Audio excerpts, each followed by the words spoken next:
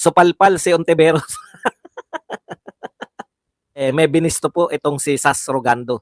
At sinearch ko kasi na ano rin ako na alam niyo naman bago ko paniwalaan si Sas.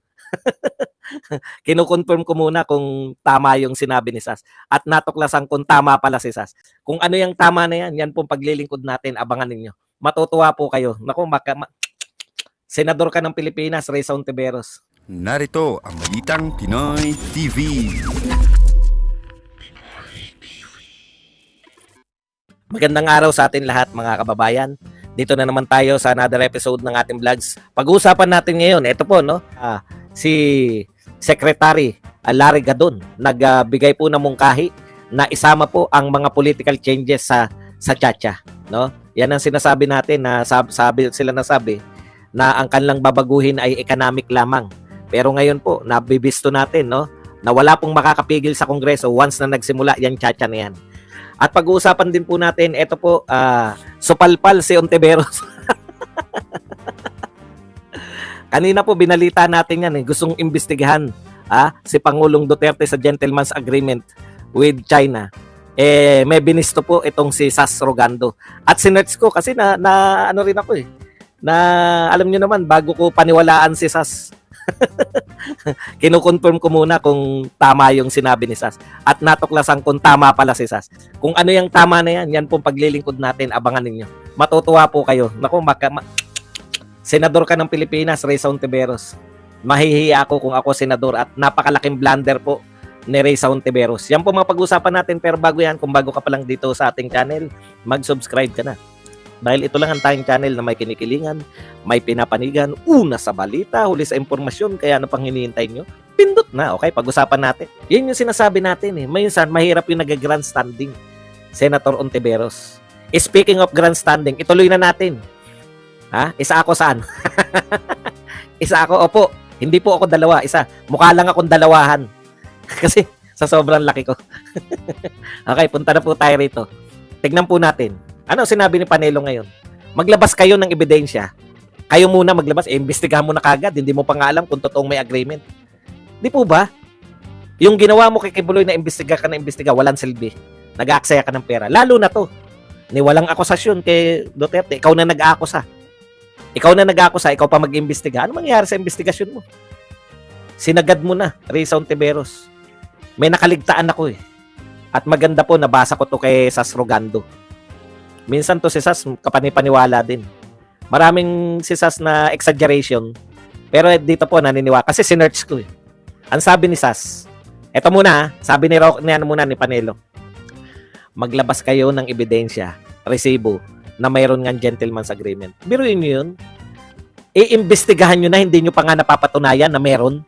Parang ano iimbestigahan nyo? Meron daw? Sabi daw?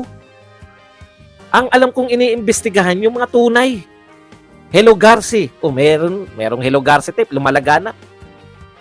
Ito po lumalaganap PDEA report ni PDEA yung pinakita ni Maharlika. Bakit hindi walang may balak sa inyong imbestigahan yan? Yan laganap yan, may papeles, may agreement.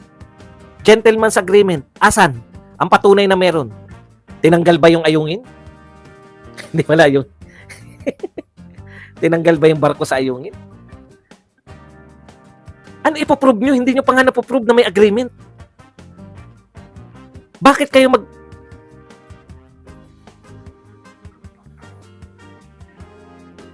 kayo mag-iimbestiga ng isang bagay na hindi nyo pa nga alam kung totoo o hindi? Patunayan nyo muna na meron. CTE deal. Meron CTE deal. Magkukontrata tayo merong tinayong City Hall ang Makati at saka car park paradahan. Car park nga ang Makati. Yun yung pinagbatayan. Ito magkakaroon kayo ng Senate investigation sa walang batayan. Meron bang agreement muna? Yun muna i-establish nyo. Kasi hindi naman po tayo natatakot na hindi naman nakakatakot yan si Ontiveros Gusto ko nga umating dyan si Kibuloy. Tatanungin lang, kayo ba ang mastermind? Kayo ba ang Godfather? Wala kang inaakusa dahil hindi mo nga alam kung may agreement o wala. Hindi po pwede na iimbestigahan mo yung nakabase sa wala. Sinabi ng walang agreement. Sinabi ni Pangulong Duterte walang agreement. Papatawag mo na iimbestigahan ka dahil sa agreement. Wala nga agreement eh. Okay. Dahil treasonous, kung ano man ang bigkas. Yan daw ay pagtataksil sa bayan, yan gentleman's agreement. Treason. Ikaw ang nagbibintang. Ito po, ang ganda po ng sinabi ni Sas. Sabi ni Sas, napakasimple. Pwede lang magkaroon ng kasong treason kung tayo ay nasa digmaan. Very technical po yung salitang treason. No? Magkakaroon ka lang ng kasong treason kung tayo po ay nasa digmaan. Nagulat ako eh. Oo nga no. I-search ko nga. Baka naman nag-exaggerate lang tong si Sas. Ito po, key points include that treason requires allegiance to the Philippines and can only be committed during times of war. So kung wala pong gera ngayon, wala kang kasong treason. Ano yung sinasabi mo? Kaya mo imbestigahan dahil treasonous. Dahil pagtataksil yung ginawa. O, ako pa bobo ngayon. Binasahan na nga kita, solido. Ano ka ba naman solido? Binasa ko na nga sa'yo. Ayan, no? That treason requires allegiance to the Philippines and can only be committed during times of war. Halimbawa po, wala po tayong gera ngayon. Halimbawa, nagkagera tayo with China. Kumampi ka sa China. May kaso ka, treason. Wala palang kaso? Una, may agreement ba? Wala. Kung may agreement man, may kaso ba? Wala. Kasi wala naman palang kaso na treason pag walang digmaan.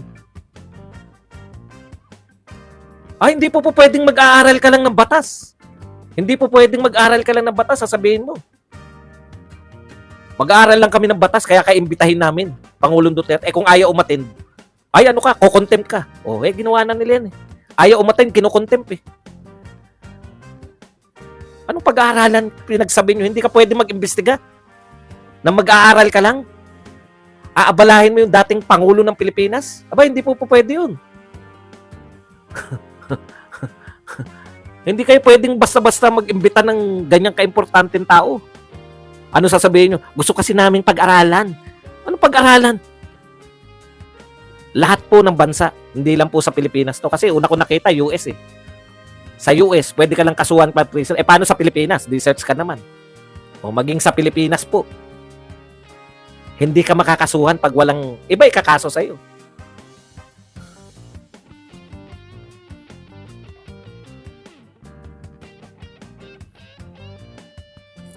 Okay? So malinaw po yan. Ayan, dinefine pa ni Eddie Wow. Punta na po tayo rito kay Gadon.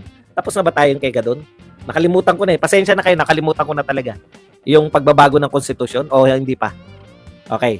Ito po, si Secretary Larry Gadon, may picture po siya rito.